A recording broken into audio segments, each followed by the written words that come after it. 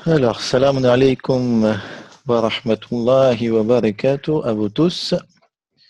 Alors, j'espère que vous m'entendez bien, que vous arrivez à me voir aussi. Donc, on va commencer la présentation d'ici 1 à 2 minutes, Inch'Allah, le temps de s'assurer que tout va bien au niveau technique.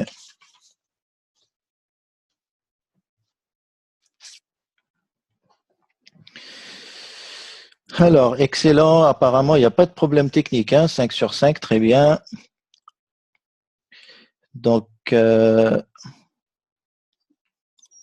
si tout le monde est OK, on va commencer. Veuillez à éteindre vos webcams. D'accord.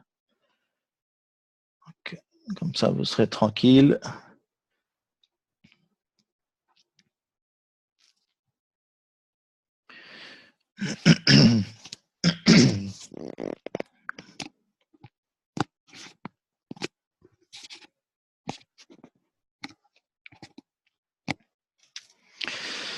Alors, il est 21h. Bismillah ar-Rahman ar-Rahim. Je vais commencer par vous énoncer les règles du jeu, les règles du webinaire. Alors, webinaire, c'est visioconférence. D'accord.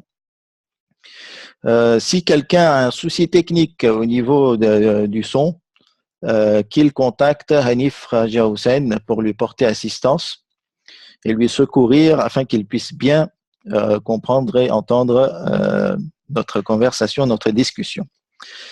Le webinaire est enregistré, d'accord.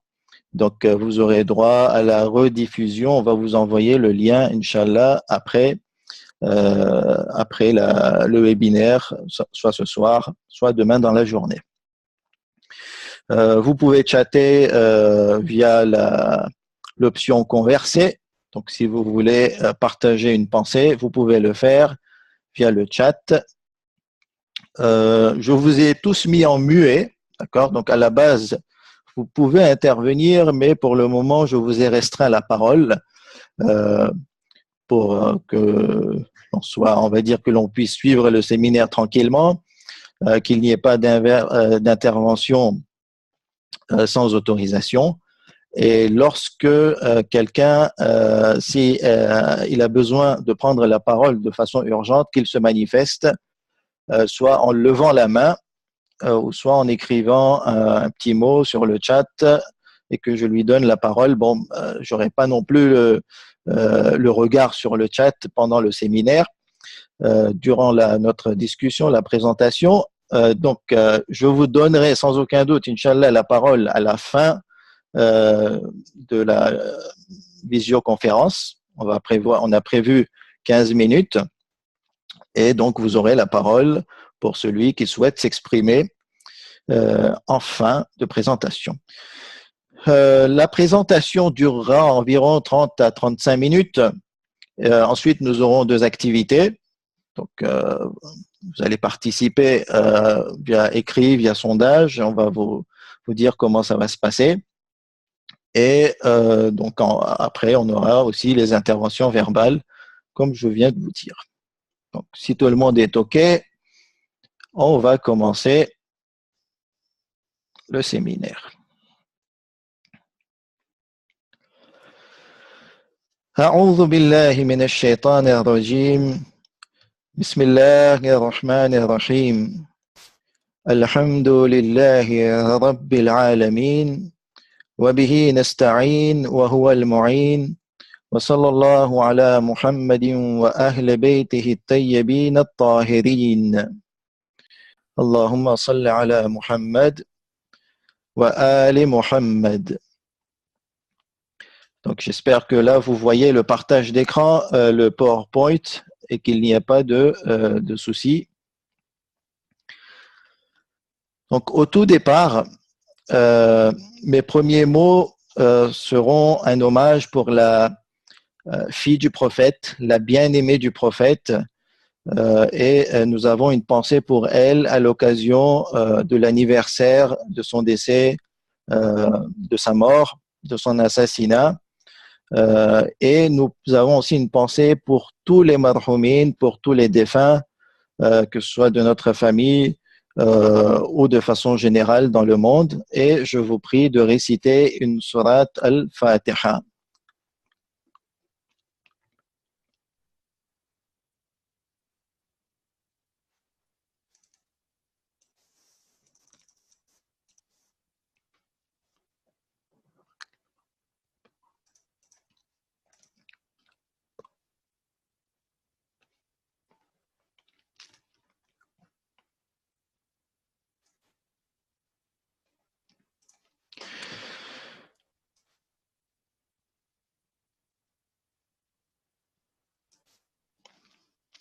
Alors, moi, personnellement, j'ai un tout petit souci technique parce que je ne vois pas ma vidéo. Je vais la réactiver.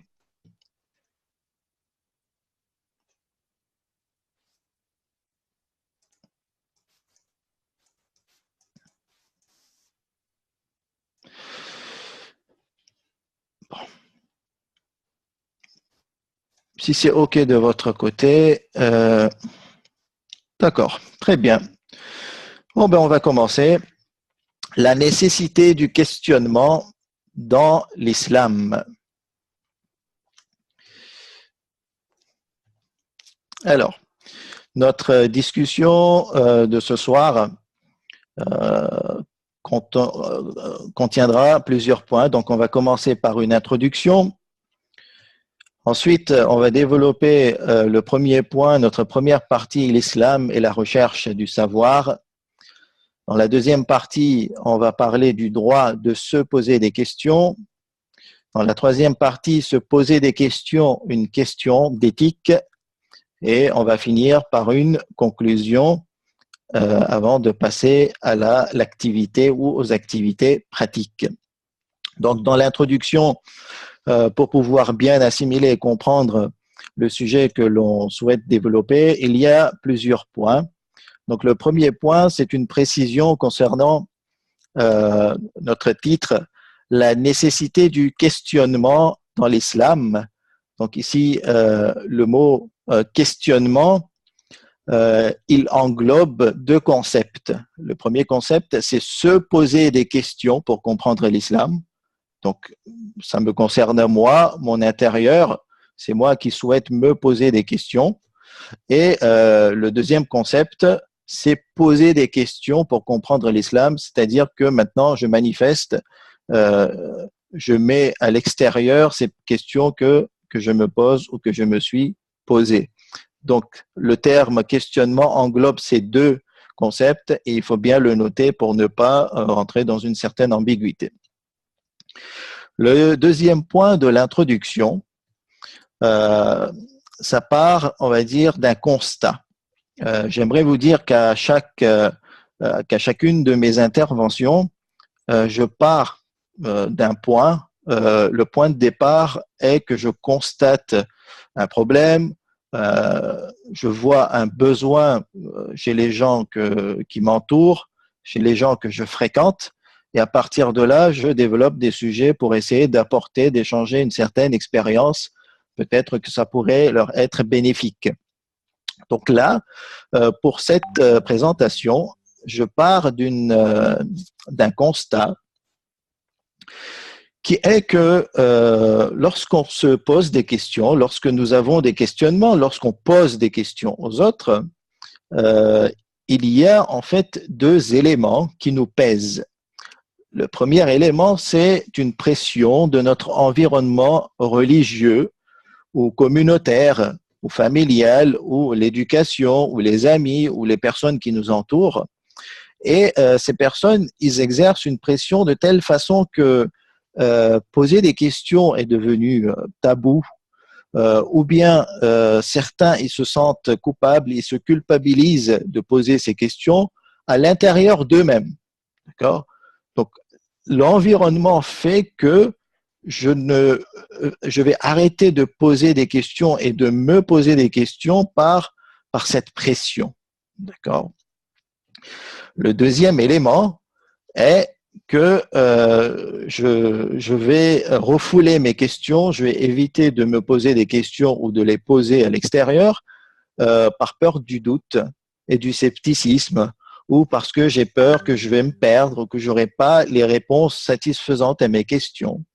Et de par ces deux éléments, ils ne sont pas exhaustifs, hein, mais ce sont les deux principaux éléments que j'ai repérés sur le terrain, il va se faire que je vais petit à petit réduire ma capacité, mon envie de me poser des questions et de poser ces questions, et je vais me renfermer sur moi-même. Donc, quelque part, je vais me réduire, je vais éteindre cette capacité de réflexion, de raisonnement qui m'a été donnée par Allah ou par la création. Le troisième point de l'introduction, donc après avoir fait ce constat et ce besoin, j'aimerais dire que discuter concernant ce sujet était important pour moi. Il semblerait qu'il était aussi important pour les gens que je fréquente, ou même d'autres sur Internet, puisque maintenant, avec le web, nous n'avons plus de limite de frontières. Donc, on a accès à beaucoup de personnes qui ont des intérêts communs et avec qui on peut se joindre. Donc, pourquoi ce sujet était important? Tout simplement parce que se poser des questions, c'est aller à la recherche du savoir. Se poser des questions, c'est cette première étape, c'est ce premier pas pour essayer de réfléchir, pour raisonner, pour aborder un problème, pour aborder une situation délicate, et à partir de là, ça affecte mon développement personnel. D'accord? Si je me sentirais pas bien à l'intérieur de moi-même à ce niveau-là, au niveau du questionnement, ben finalement, je vais ralentir mon développement personnel, je vais me renfermer sur moi-même, et petit à petit, je vais réduire jusqu'à peut-être même éteindre, on va dire, cette envie d'apprendre, cette envie de découvrir, et ce serait dommage. Et d'ailleurs, cela, on le remarque très bien chez les enfants. Lorsqu'ils atteignent un certain âge, vers les 2 ou 3 ans, ils commencent à poser énormément de questions. Ils se posent des questions et ils posent des questions à ses parents, aux gens qui l'entourent. Et là, il faut faire très, très attention de la part des... apparemment, ça amuse certains qui veulent... Je vais effacer les dessins, donc je vais demander à chacun d'entre vous de bien se tenir tranquille et de ne pas intervenir en écrivant sur le tableau, s'il vous plaît.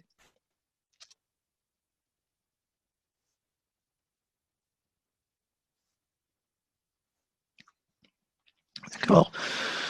Donc je continue. Lorsqu'on qu'on fréquente un enfant et qu'il nous pose des questions, il faut bien faire attention de bien le répondre et de ne pas le frustrer à ce niveau. Le deuxième point concernant le sujet et l'importance du questionnement, c'est que poser des questions, ça fait évoluer les sciences. D'accord? C'est normal. Parce que lorsqu'on pose une question et qu'on ne trouve pas la réponse, on va consulter un spécialiste.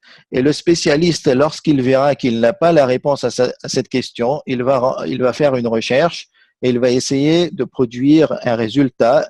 Il va essayer de produire une science, un savoir.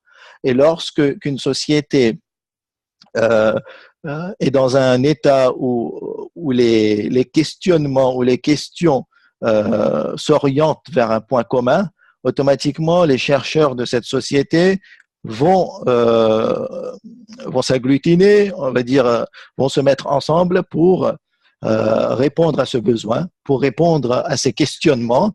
Et c'est là que finalement, nous devons prendre conscience de cette capacité que Dieu nous a donnée et ne pas l'éteindre.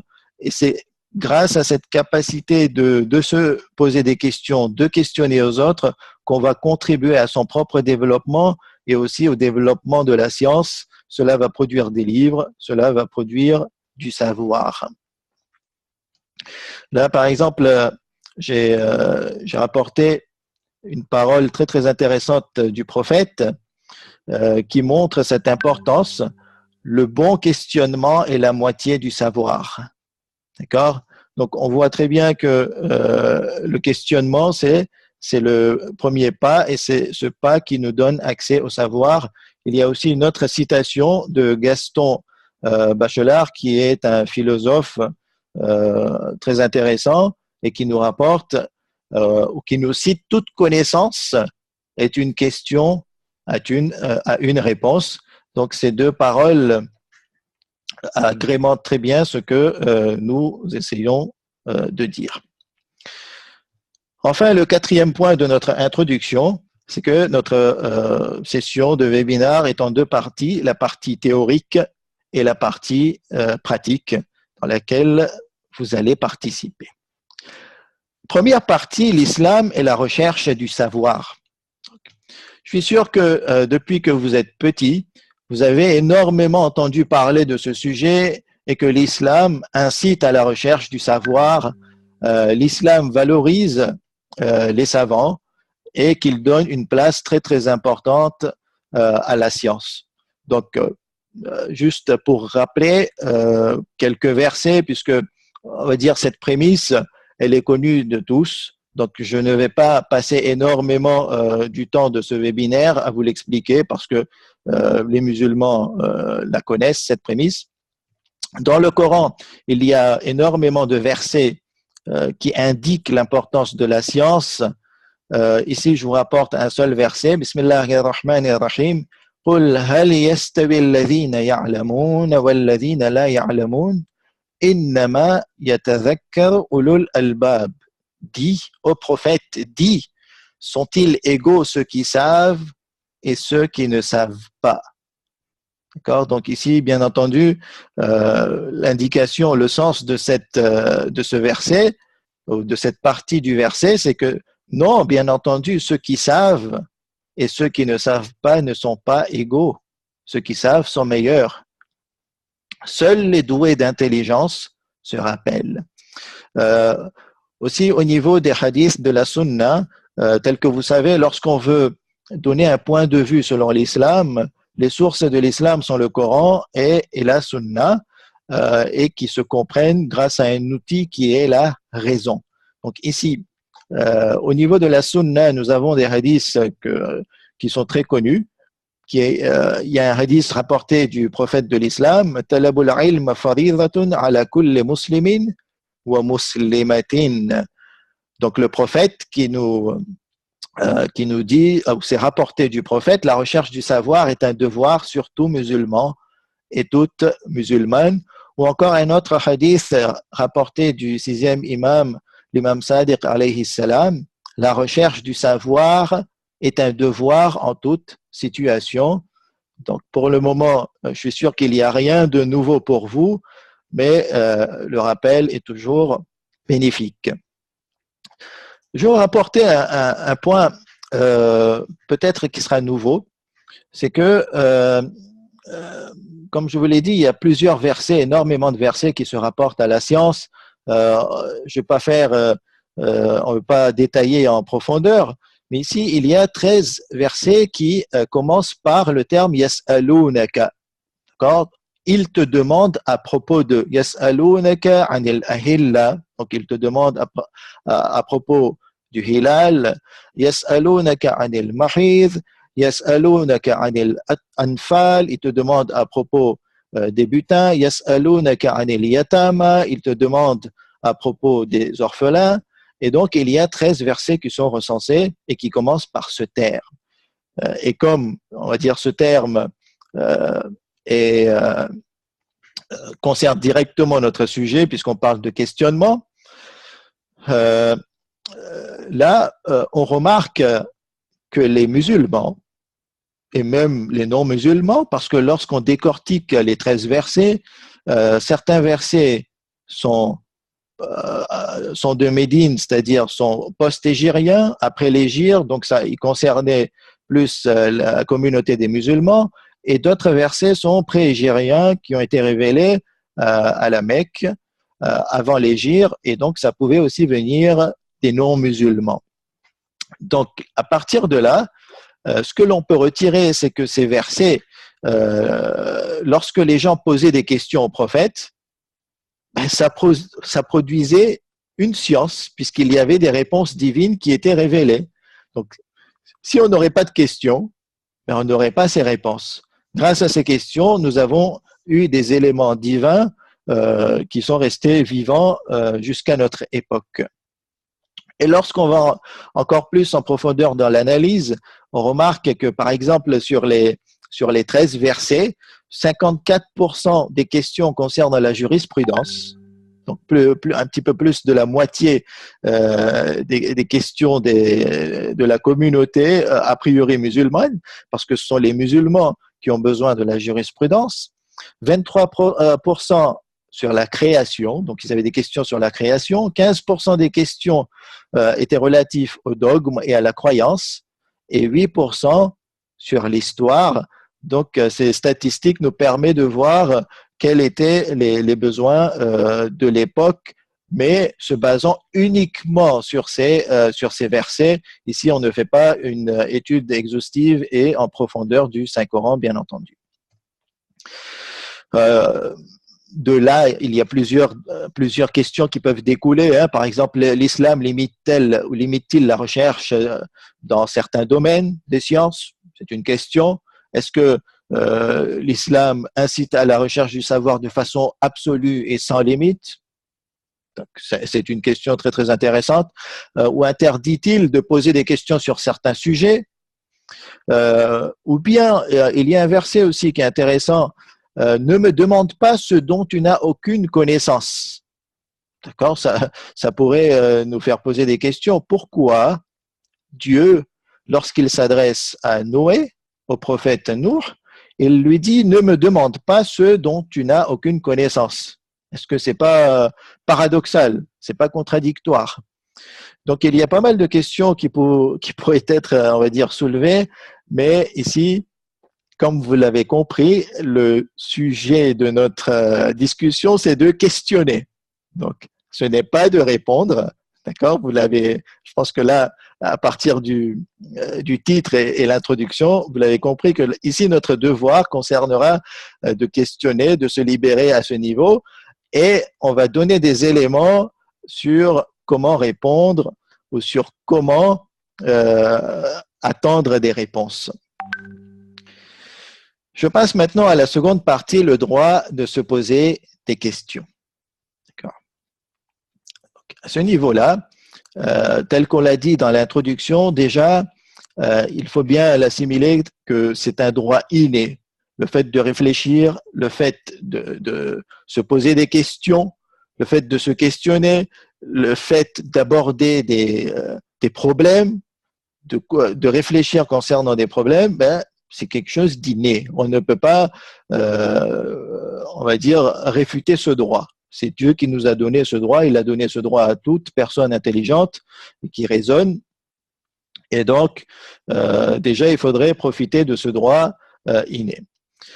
Le deuxième point, et j'insiste dessus, c'est que nous devons tirer profit de cette grâce divine de pouvoir raisonner où le commencement et le questionnement pour se développer soi-même, pour s'élever au niveau intellectuel, au niveau moral, au niveau de sa propre vie et ainsi enrichir soi-même et les autres. Donc, c'est là que nous devons essayer de nous approfondir concernant ce sujet, même aller de l'avant, essayer de savoir comment on peut formuler des questions, comment on peut orienter nos propres questions. Pourquoi? Parce que plus on orientera et on se posera les bonnes questions, à ce moment-là, on orientera notre cerveau vers la bonne direction. D'accord? Donc, comment se poser les bonnes questions et comment poser les bonnes questions petit à petit. Il faut rentrer, on va dire, dans plus de détails et on verra si on a le temps prochainement pour essayer de donner des points méthodologiques sur comment développer sa propre réflexion, comment être pertinent dans ses réflexions, dans son raisonnement et ainsi se développer soi-même et ne pas avoir peur de se poser des questions. Pourquoi? Parce que si on a peur, si on se frustre, si on se pose nous-mêmes des limites, à ce moment-là, finalement, c'est à nous-mêmes qu'on se fait du tort. D'accord? Donc, il faut avancer petit à petit, se libérer petit à petit pour se développer au niveau personnel. Et le troisième point sur lequel j'aimerais insister, c'est au niveau de la croissance de la science.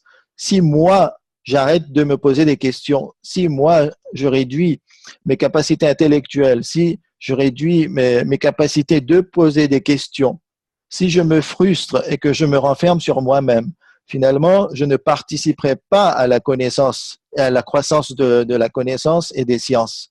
C'est grâce à mes questions par lesquelles je vais alimenter les chercheurs, je vais alimenter les prédicateurs, automatiquement, on aura un mouvement qui va aller vers la science, vers la réflexion, et ça va être un bénéfice pour toute la société.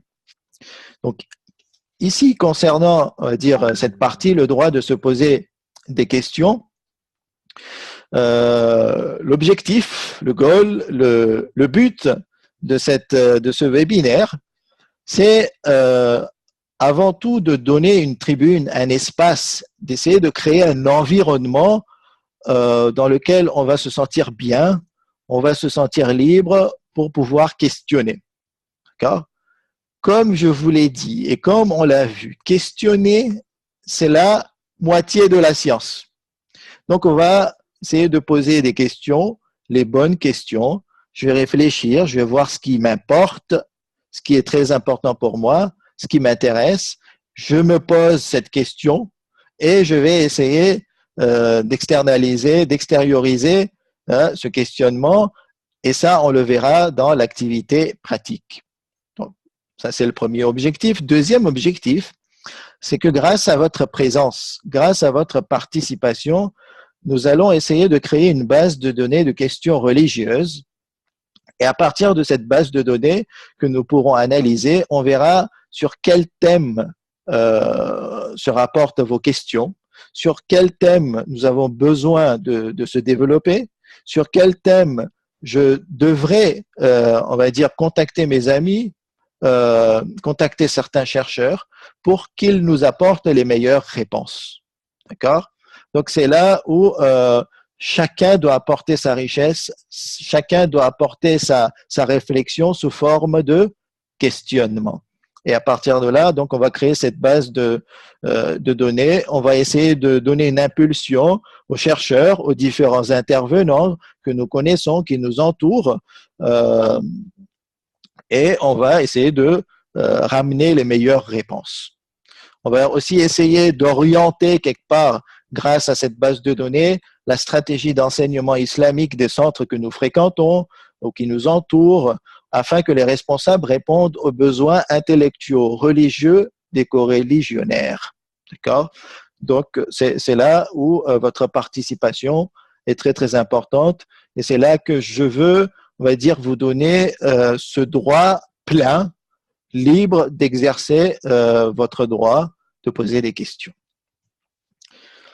Donc, on aura une activité pratique après la théorie. Juste pour vous donner des exemples, souvent je suis à l'écoute des jeunes, des moins jeunes aussi, et ils me posent des questions. Donc, je vais vous donner des exemples de questions. Étant donné que les personnes que je fréquente le plus, ce sont des personnes de l'obédience de l'école de Ahl al-Bayt, alayhimus salam. Donc, leurs questions se rapportent plus au niveau du chiisme. Par exemple, dans le doigt al-Qama, il y a des malédictions contre nos ennemis.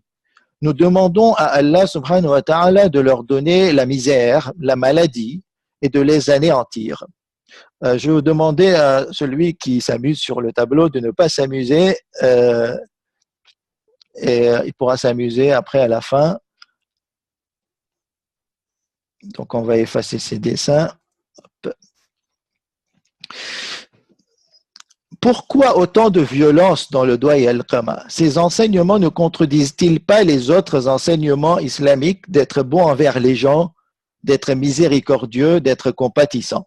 Et d'ailleurs, je connais une personne à cause de ces questionnements, qui n'avait pas réussi à résoudre ces questionnements, mais finalement, elle me disait que je lis le Ziyadat Ashura, mais je n'arrive pas à lire le Doigt al-Qama. D'accord? Donc, on voit que ce questionnement ou cette question était importante pour elle et il faudrait apporter les meilleures réponses. Deuxième exemple, le prophète, sallallahu alayhi wa sallam, pouvait-il faire des erreurs comme un humain dans ses prises de décision? Donc, ça se rapporte directement à l'infaillibilité du prophète. C'est un sujet très, très important. C'est un fondement chez les musulmans, de façon générale, dont les chiites. Donc, il y a besoin d'apporter les meilleures réponses. Pourquoi? Parce que si cette personne se pose cette question, et nous devons respecter sa question, c'est qu'elle n'a pas encore eu les bonnes réponses.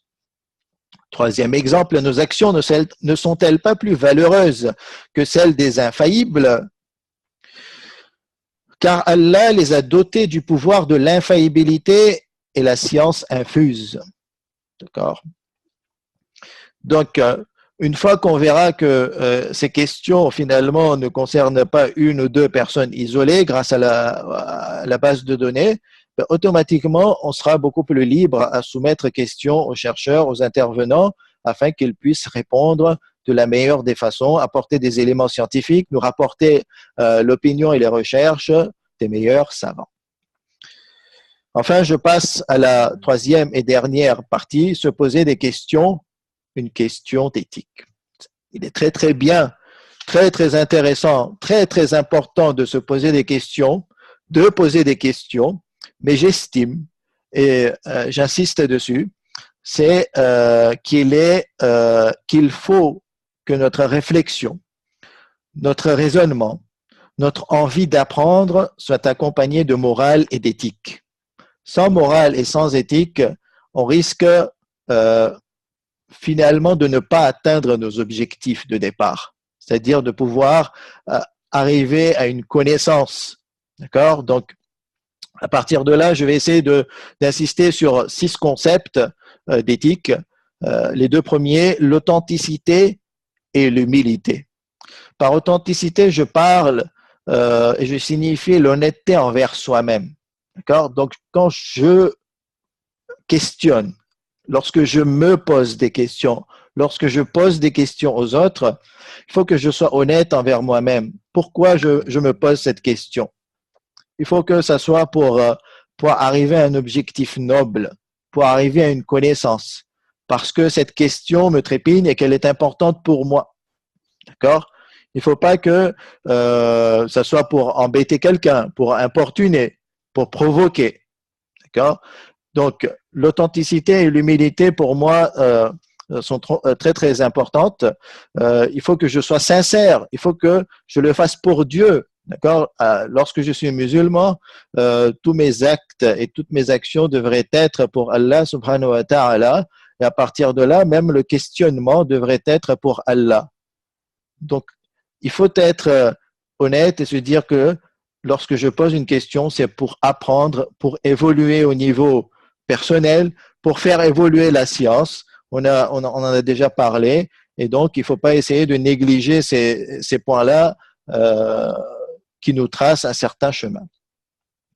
Le concept 3 et 4, ou les points moraux et éthiques 3 et 4, l'effort et la patience. D'accord? Se poser des questions, ça pourrait être facile, même si cet exercice, au fond, est un exercice de réflexion et qui n'est pas facile. Lorsqu'on veut arriver à de bonnes questions, en soi, ça demande des efforts, une bonne réflexion. Mais ça paraît être beaucoup plus facile que d'obtenir des réponses. D'accord? Donc, par le questionnement, on arrive à la moitié de la science, mais il faut produire des efforts. Il faut être très, très patient pour obtenir des réponses. Il ne faut pas se précipiter. Vous savez, il y a des questions, surtout les questions philosophiques, les questions existentielles. Pourquoi Dieu m'a créé? La philosophie de la vie. qu'est-ce que je dois faire, quels sont mes objectifs suprêmes. Ce sont des questions qui demandent parfois des années et des années pour avoir les bonnes réponses. Ou même d'autres types de questions. Même moi, lorsque je me suis posé certaines questions, ben finalement, ces questions m'ont engagé à des investissements pour 10 ans, pour 15 ans. D'accord. Je vais prendre aussi le cas de docteur Yahya Bono que j'apprécie énormément. Et lorsqu'on écoute son parcours, ben, très jeune, il a commencé à se poser des questions, mais pour avoir des réponses, il a fait énormément de recherches, il a fait des efforts, et c'est grâce à l'effort et la patience qu'il a réussi à avoir les bonnes réponses, les réponses qui l'ont satisfait et qui l'ont permis d'avancer dans la vie. Et le concept 5 et 6, au niveau de l'éthique, c'est l'écoute active et intelligente.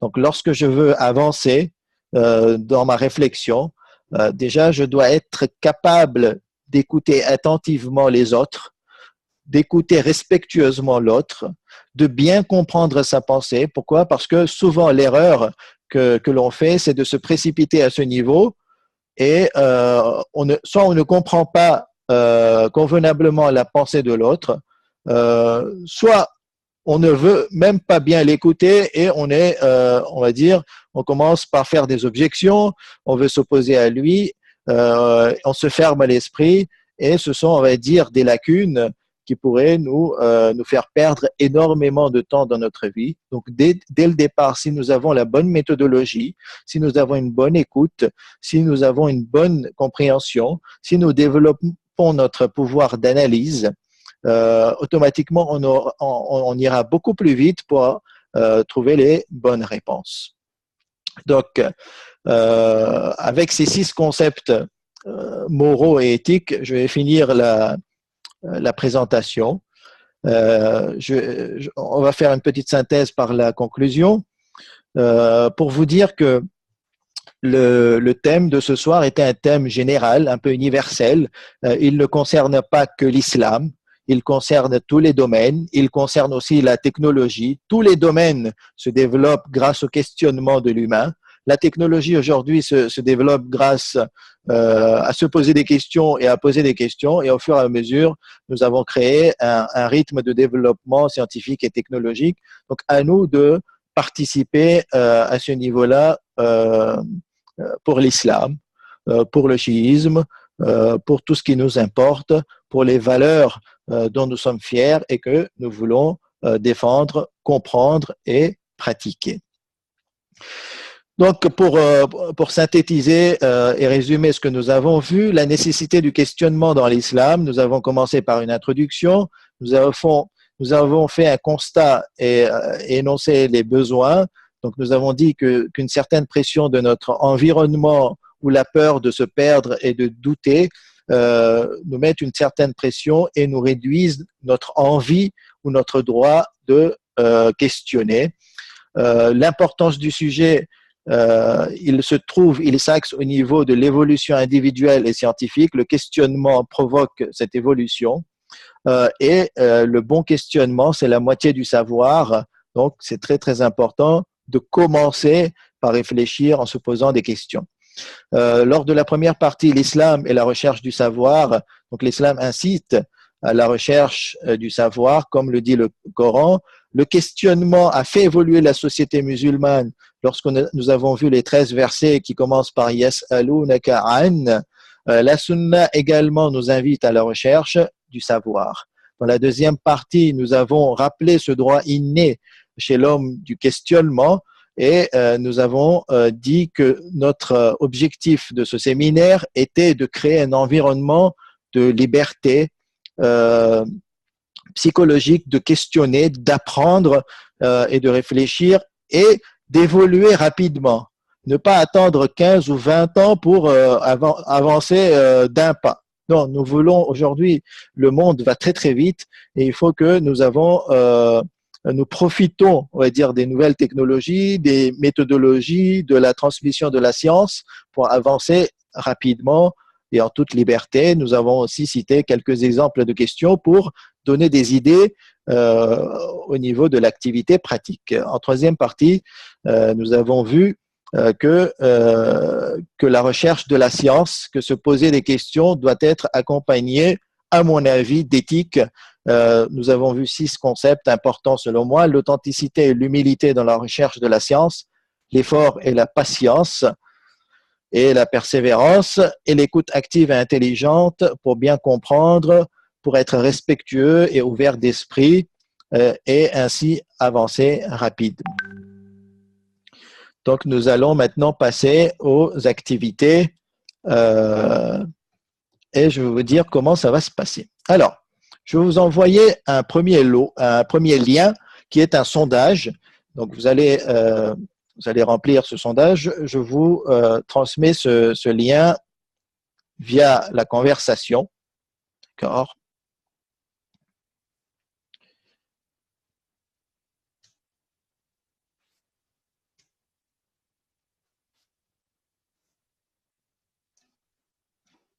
Donc, voici le lien. Cliquez sur le lien et vous aurez l'activité numéro 1,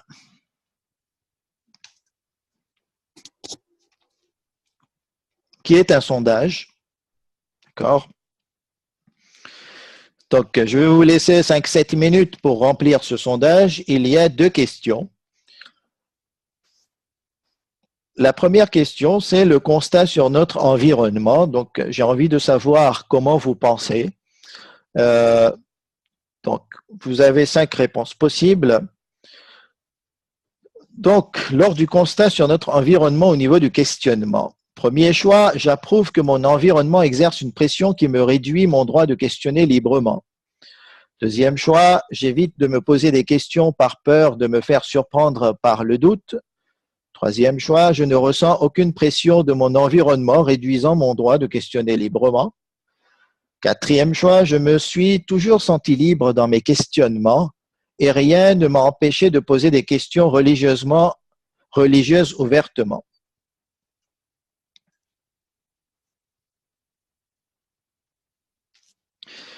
Et cinquième choix, autre. Donc, vous pouvez avoir plusieurs choix, hein, donc vous pouvez cocher plusieurs cases. Je vous laisse quelques minutes pour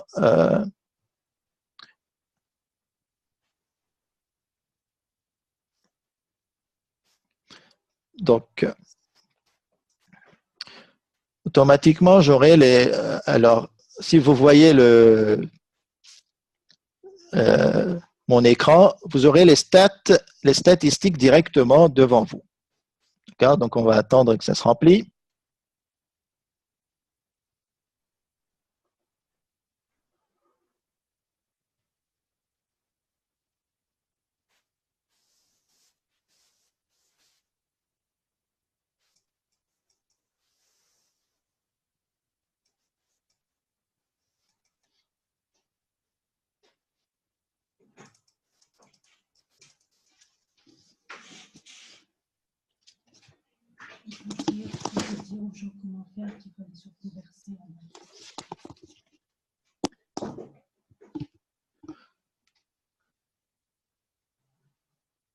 Donc j'ai 23 réponses et nous avons 68 participants. Donc il manque encore pas mal de réponses. Donc pour accéder à la conversation, il faut aller dans l'option converser, Alt plus H, Alt H sur PC, et vous avez le lien. D'accord? Il suffit de cliquer sur le lien. La page va s'ouvrir.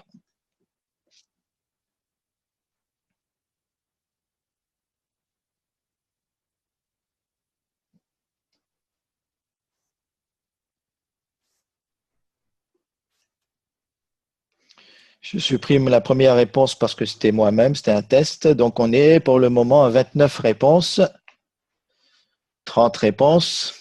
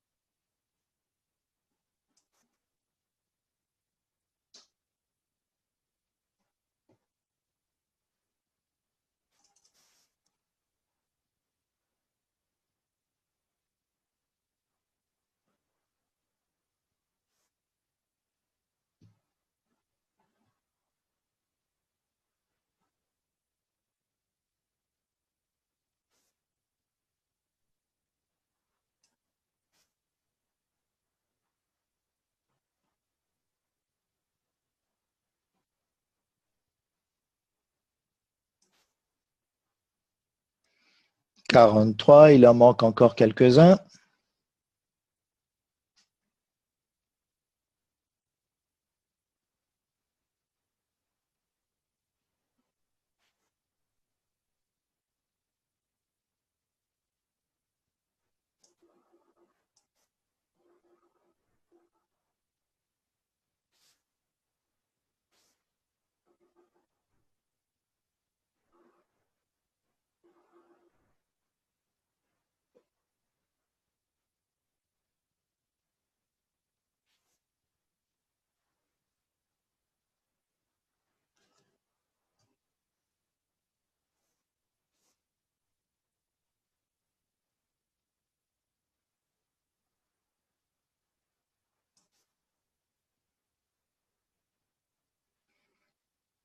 Il nous manque encore une quinzaine, une petite vingtaine de réponses. Alors, tous les sondages sont anonymes, hein. Ne vous inquiétez pas, je ne saurais pas qui a écrit quoi, donc vous pouvez exercer ce droit pleinement ici.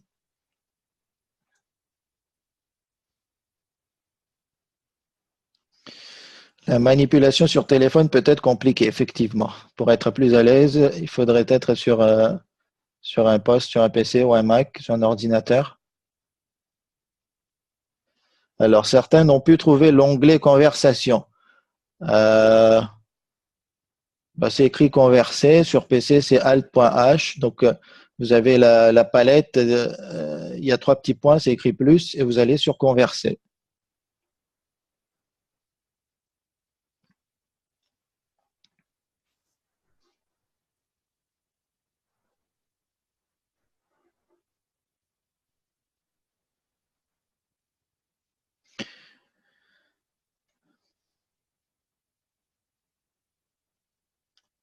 D'accord, il faut survoler le bas de l'écran avec la souris. Ça marche aussi pour converser, apparemment.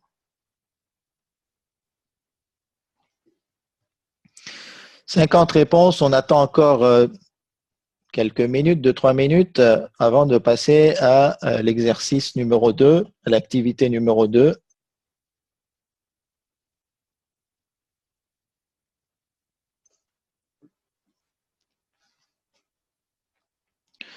Donc, pour le moment,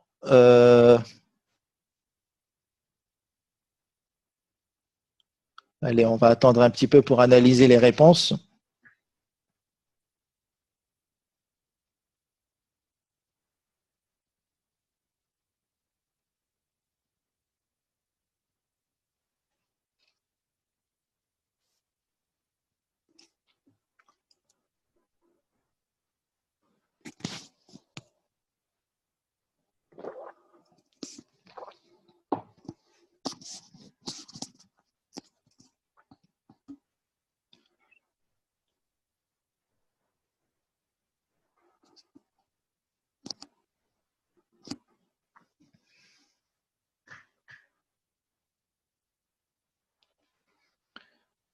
« 56 réponses pour 65 participants. » Allez, tout le monde doit participer, donc on va attendre quand même que chacun donne son opinion. D'accord, on me dit d'avancer. Ok, très bien. Alors, on va commencer à analyser le temps que les derniers puissent répondre au sondage. Constat, alors sondage 1, constat sur notre environnement. Vous voyez bien mon écran, hein? Il y a 48% des réponses qui se portent sur « J'approuve que mon environnement exerce une pression qui me réduit mon droit de questionner librement ». 20% environ disent que j'évite de me poser des questions par peur de me faire surprendre par le doute. 23% disent « Je ne ressens aucune pression de mon environnement réduisant mon droit de questionner librement ». 25% disent « Je me suis toujours senti libre dans mes questionnements et rien ne m'a empêché de poser des questions, mes questions religieuses. » Et autres, 10% autres. Donc pour le moment, on n'aura pas une analyse suffisante puisqu'on n'a pas les textes dans ces statistiques.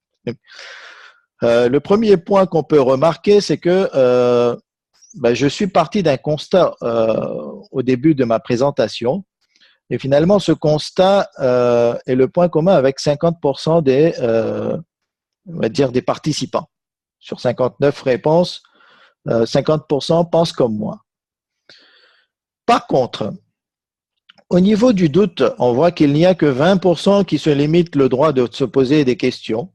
D'accord? Donc, je rejoins ces 20%. Mais il y a un nombre ici qui est important, 22 et 23%, qui disent qu'ils se sentent libres et qu'ils ne ressentent aucune pression. Et ce sont d'ailleurs certains, les 23%, près de 24% même, disent qu'ils se sont toujours sentis libres et que rien, c'est-à-dire à aucun moment l'environnement n'a fait une pression suffisante pour réduire ce droit. Et lorsqu'on regarde ces 22 et 23%, c'est quand même 45% qui se sentent libres. D'accord? À partir de là, on voit que finalement, la communauté des présents, les 60 réponses, sur 60 réponses, il y a une belle divergence sur le ressenti qu'il a sur notre environnement à ce niveau-là. D'accord? C'est bien partagé.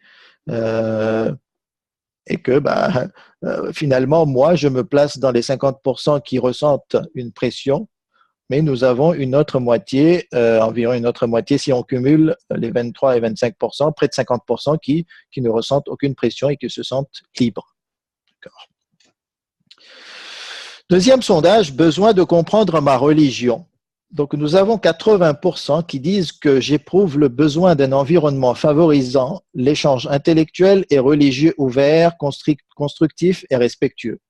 Donc là, on voit que la majorité, ici, est presque unanime, elle est écrasante, et que nous avons besoin d'avancer à ce niveau-là, d'ouvrir, on va dire, notre environnement à l'échange intellectuel, religieux, bien entendu, puisque le thème qui nous est commun est la religion, l'islam particulièrement. Nous avons 1,6% qui disent, donc une personne, je m'oppose à l'ouverture d'un environnement de libre-échange intellectuel et religieux. Donc, c'est intéressant de savoir ou de connaître ces arguments, parce que on va dire, certes, c'est une minorité, mais qu'il faut respecter et il faut essayer de comprendre ces arguments. Nous avons 3,2% qui disent que je n'éprouve pas le besoin d'un environnement favorisant l'échange intellectuel et religieux ouvert, constructif et respectueux. Et autres, 1,6%. Donc, on voit quand même qu'il y a une grande majorité qui se dégage à ce niveau-là. Et il faut essayer d'écouter la minorité. Et dans le futur, on va essayer d'analyser et voir quels sont leurs arguments. Puisqu'il faut toujours se remémorer que la majorité ne veut pas dire vérité. D'accord? Ce qui oriente vers la vérité, c'est la qualité des arguments. On va maintenant passer à l'activité numéro 2. D'accord? Donc, l'activité numéro 2, je vous envoie le lien via la conversation. À vous d'ouvrir le lien.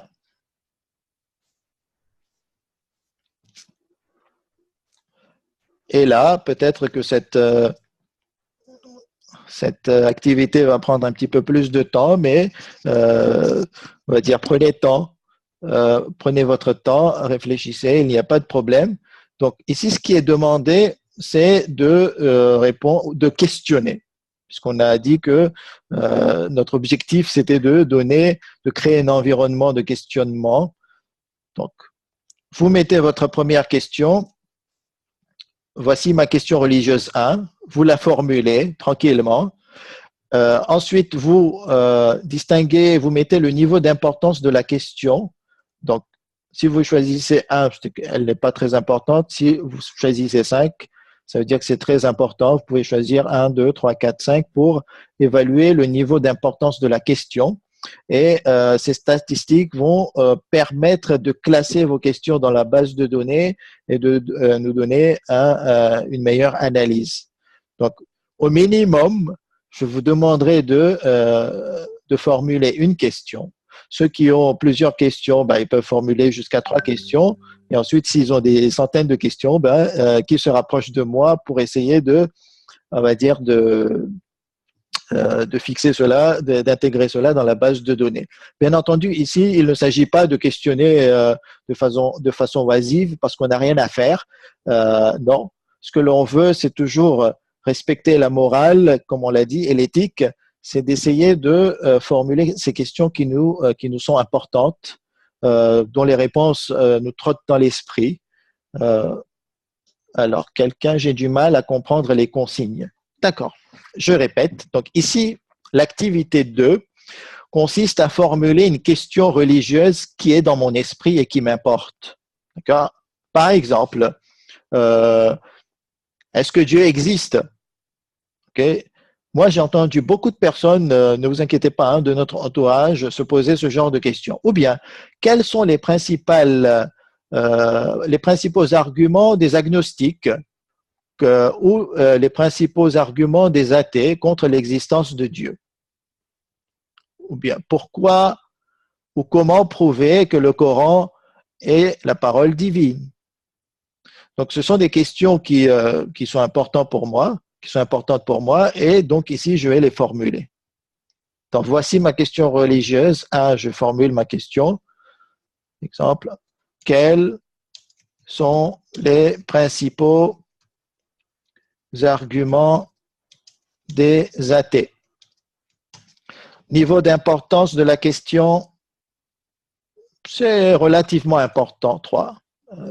C'est pas que ça me fait arrêter de vivre, mais c'est quand même important parce que j'aimerais étudier ce sujet-là parce qu'il est important. Question numéro 2. Pourquoi comment prouver que le Coran est la parole d'Allah? Donc, sélectionnez. Cette question est importante. Donc, j'évalue le niveau d'importance selon moi-même. Question numéro 3. Le Coran a-t-il été altéré, falsifié à travers l'histoire? C'est très important pour moi. Si je souhaite, par exemple, recevoir des éléments de réponse dans le futur, je peux mettre mon nom, mon prénom, l'email, ou si je veux que les questions restent anonymes, ben je ne mets rien du tout et je soumets la question. Automatiquement, je verrai les questions et qu'il y a une base de données qui va se créer au fur et à mesure. D'accord? Donc, il y a mes questions qui apparaissent. Quelles sont les principales objections des athées contre l'existence de Dieu? Ça, ce sont mes propres questions. Puisque j'avais fait un test au tout départ, donc je vais éliminer ce test.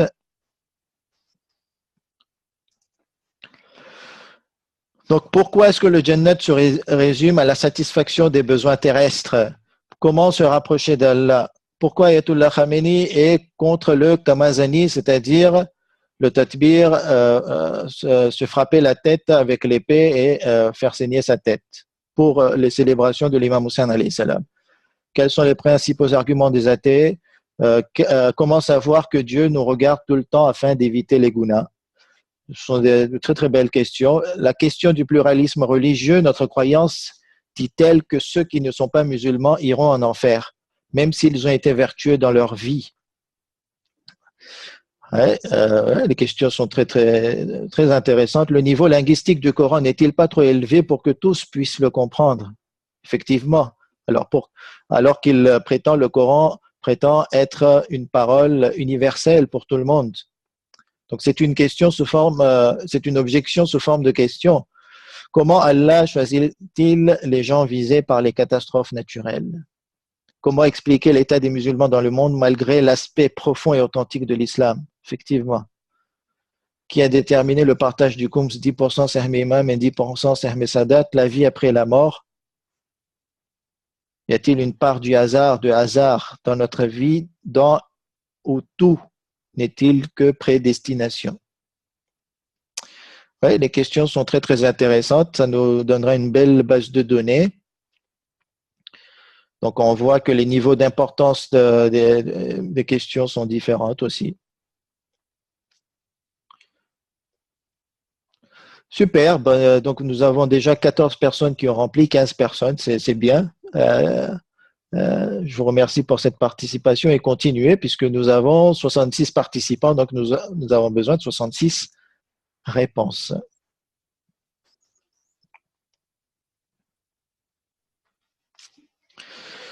Donc, le temps que les personnes remplissent leur fiche d'activité, numéro 2, celui qui souhaite prendre la parole, intervenir, on peut lui donner la parole et qui peut intervenir verbalement.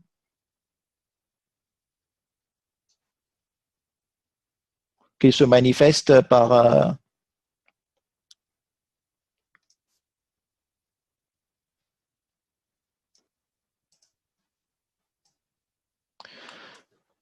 il peut lever la main. Il y a une option lever la main.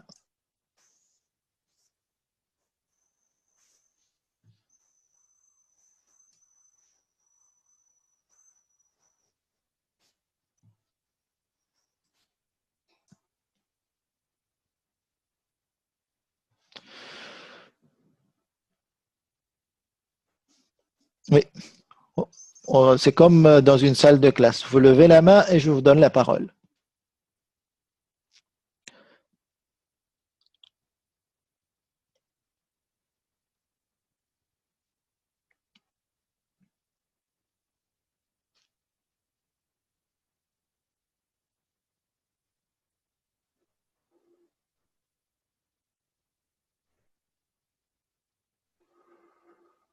Comment lever la main?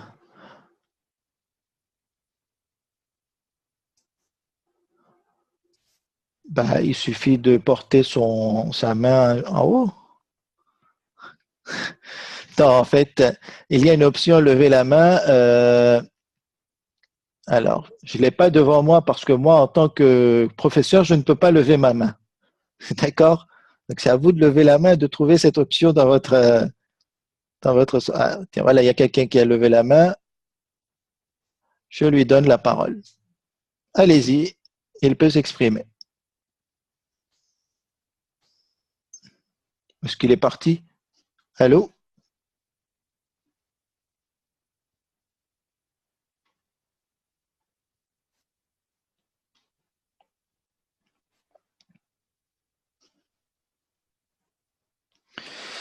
Je peux défiler les autres questions. Très bien.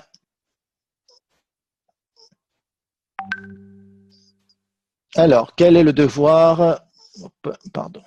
Allez, on va passer question 2. Comment comprendre le Sidratul Muntaha? Comment fuir les péchés? Donc, c'est lié à l'éthique, au akhlaq. Comment et pourquoi le akhbariyat, ce fléau, se propage vite et comment l'éviter?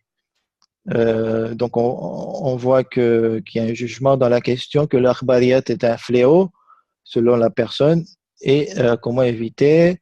Très bien, déjà il faudrait comprendre c'est quoi le akhbariyat, quels sont les concepts, quels sont les différents courants au niveau des akhbari, et c'est un thème très très intéressant à développer.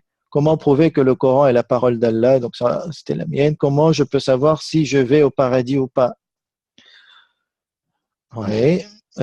Quel intérêt aurait Allah de créer l'homme? Effectivement, ce sont des questions existentielles très importantes. Pourquoi la musique serait-elle interdite, haram? Même question sur le jeu d'échecs. Donc c'est lié à la jurisprudence. Pourquoi est-ce que alors j'en suis 31 réponses et comme ça défile, je m'y perds. Quel intérêt aurait Allah? Donc ça on l'a lu. Pourquoi le chiisme, tellement de branches, je suis perdu, chacun pense que sa religion est juste. Effectivement, chaque religion, chaque idéologie pense que la sienne est la meilleure et conforme à la vérité. Ça ne concerne pas uniquement la religion, ça concerne toutes les sciences, puisque même dans les théories de l'économie, il y a plusieurs courants. Dans la sociologie, il y a plusieurs courants de pensée et c'est partout pareil. C'est comme si l'homme était né pour diverger. C'est à partir de là qu'il faut essayer de, on va dire, en s'armant de l'éthique, en ayant une bonne morale et une bonne éthique, essayer d'aller dans la recherche et de trouver les arguments satisfaisants et se positionner ainsi. Et le jugement se fera, on va dire, par la réalité, par la vérité. Celui qui pense ou qui croit que la vérité, c'est Allah, donc Allah va le juger. Ou sinon, celui qui ne croit pas en l'existence d'Allah, mais la réalité de la vie sera un jugement pour lui. Donc, oui, c'est une question très très intéressante. Je me suis permis de la répondre rapidement, mais bien entendu, c'était spontané. On a besoin de développer cela par un raisonnement scientifique, par un exposé, on va dire, profond. Pourquoi Allah n'est pas humain? Très bien. Quelle est la différence entre un philosophe et un arif? Oui, bonne question. Pourquoi des gens critiquent beaucoup le fait de faire la bise ou encore le fait de travailler pour l'État en affirmant que, excusez-moi le défilement de la question, elle est passée où? C'est se soumettre au tarot. Mais ces mêmes personnes ont dans leur poche des pièces d'euros avec des images. De même, ils payent tous la TVA. N'est-ce pas contradictoire? Ouais, les non-musulmans, oulala. Certains versets du Coran ne sont plus d'actualité. Exemple, l'esclavage. Comment peut-on faire la part des choses? Pourquoi sommes-nous créés? Donc, le Jannat est sur le pied de notre mère. Alors, j'ai donné la parole à celui qui a levé la main, là. C'est iPhone de Soukaina. Donc, vous avez la parole. Le Jannat est sur le pied de notre mère. D'accord. Donc, si elle nous appelle, on doit couper le namaz, même s'il est wajib. D'accord. Et si c'est le mari qui appelle, alors, est-ce que la femme doit couper son namaz ou pas? D'accord. Donc, ça, c'est une question que vous posez. Hein. Est-ce que vous l'avez… Alors, il faut bien bien comprendre que la session de ce soir, ce n'est pas de répondre. D'accord? Donc, je ne vous répondrai pas parce que ce n'est pas notre exercice. La question, je vais vous la demander de l'écrire dans la fiche de question. D'accord? Donc, lorsque le mari appelle la femme ou la personne, est-ce qu'elle doit rompre sa prière? Exactement. Déjà, il faudrait s'assurer si la prémisse de départ elle est bonne. C'est-à-dire, lorsque la femme appelle le mari ou vice-versa, la personne doit rompre sa prière. Ou si le parent appelle l'enfant peut-il invalider sa prière? Donc, ce sont des questions qui sont légitimes, qui peuvent être posées. Ce sont des questions jurisprudentielles. Et si vous avez bien assimilé l'exercice, le séminaire d'aujourd'hui, c'est que en posant cette question, déjà vous devez être libéré que j'ai pu poser ma question et que petit à petit, je vais aller à la recherche de la réponse. D'accord?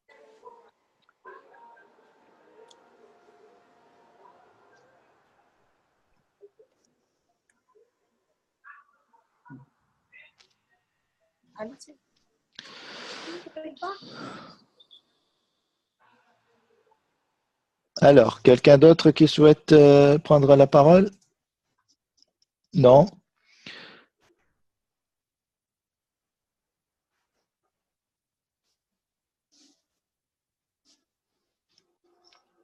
Alors, nous sommes à peu près à plus d'une heure d'intervention. Nous sommes exactement à 1h05. Celui qui souhaite participer, il peut le faire. Je vais laisser, on va dire, répondre aux personnes encore 5-10 minutes. De toute façon, elles pourront le faire même après la fin du séminaire. Elles peuvent même continuent à remplir les fiches, peuvent remplir d'autres fiches, donc il n'y a aucun problème. Et lorsqu'on aura une belle base de données, là déjà on aura pas mal de questions, on va essayer d'analyser ces questions et petit à petit dans le futur, on va essayer de choisir certaines questions, de les répondre. Je vais essayer de contacter des amis s'ils veulent bien faire des présentations et répondre à certaines questions. De toute façon, on va dire le séminaire d'aujourd'hui, la visioconférence d'aujourd'hui était une visioconférence fondatrice. Nous avons beaucoup de projets pour vous, nous avons beaucoup de projets pour avancer au niveau de l'enseignement islamique. D'ailleurs, lors du sondage, on avait vu que près de 95% voulaient une avancée et une ouverture de l'environnement de l'enseignement islamique avec plus de respect, plus de science. Et donc, on ne fait que commencer. La visioconférence d'aujourd'hui, on va dire, c'était un test réel pour voir comment on peut développer l'enseignement à distance, profiter de la nouvelle technologie qui a éliminé les frontières et qui nous permet d'apprendre beaucoup plus facilement et de façon moins coûteuse aussi. Alors, nous avons des commentaires. Je vais lire ça. Souvent, le questionnement se fait dans un but précis. Ne doit-on pas avoir un niyat pur pour se questionner? Effectivement, nous l'avons dit dans la troisième partie de notre présentation, dans la partie morale et éthique, où nous devons respecter l'authenticité, la sincérité, être humble, toujours penser à Allah, aller vers la vérité, vouloir la vérité. Et même pour avoir les réponses, il faut être patient. Il ne faut pas se précipiter, il ne faut pas, on va dire, s'affoler non plus. Ça peut prendre du temps, c'est normal. Il faut faire des efforts. Donc oui. Mais je ne peux pas parler avec la petite qui pleure. Ok, d'accord. Comment on fait pour se poser les bonnes questions? Quelles sont les limites qu'on doit s'imposer pour poser des questions? C'est une question qui mérite d'être traitée en long et en large. Est-ce que l'islam limite certaines questions? Donc, on pourrait l'exposer durant 45-50 minutes. Vous savez très bien que vous n'arriverez pas à me retirer des réponses aux questions très, très importantes, puisque ce n'est pas le but de l'exercice d'aujourd'hui. Si vous avez des remarques à faire, il n'y a pas de problème, mais les questions qui nécessitent des réponses profondes, je ne peux pas vous les répondre en 30 secondes. Se questionner par rapport à nos actes ou par rapport à l'acte face à l'autre. Je n'ai pas bien compris. Se remettre en question est une chose importante et le but de se questionner doit permettre à l'homme de progresser dans sa vie. Effectivement, ça influence notre propre développement et c'est très important de nourrir sa réflexion par le questionnement.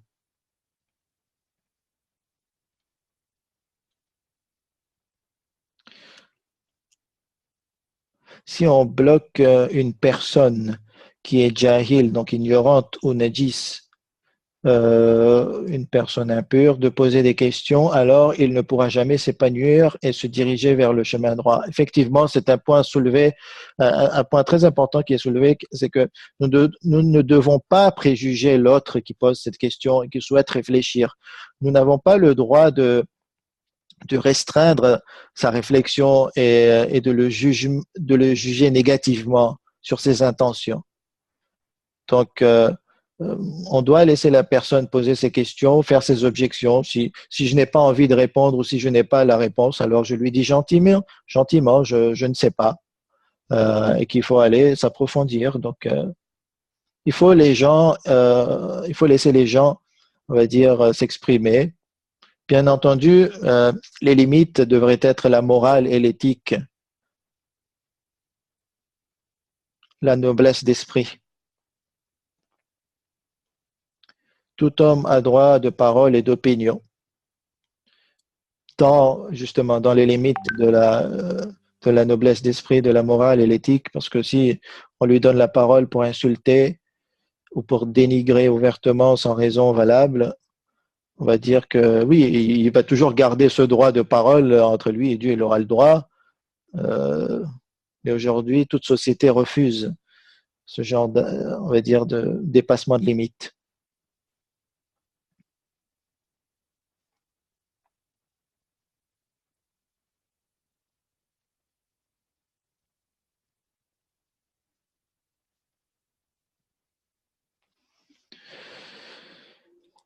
Donc, nous sommes à 49 réponses. Je pense que je vais conclure la visioconférence dans le respect de chacun, bien sûr. Alors, c'est quoi la suite des programmes, prochain cours? On va communiquer, d'accord? On va communiquer déjà concernant ce séminaire. Tout départ, je vous remercie pour votre participation très active et nombreuse, pour la richesse que vous avez apportée via les activités. Et ensuite, pour le partage des documents. Donc, par email, je vais vous envoyer les documents de ce webinaire, le résumé en PDF, le PDF du PowerPoint. Lorsque j'aurai fini d'analyser les statistiques, Inch'Allah, je vous enverrai aussi les statistiques des sondages, de façon beaucoup plus claire. Vous pourrez aussi revisionner la conférence de ce soir, donc je vous enverrai le lien pour pouvoir la visionner.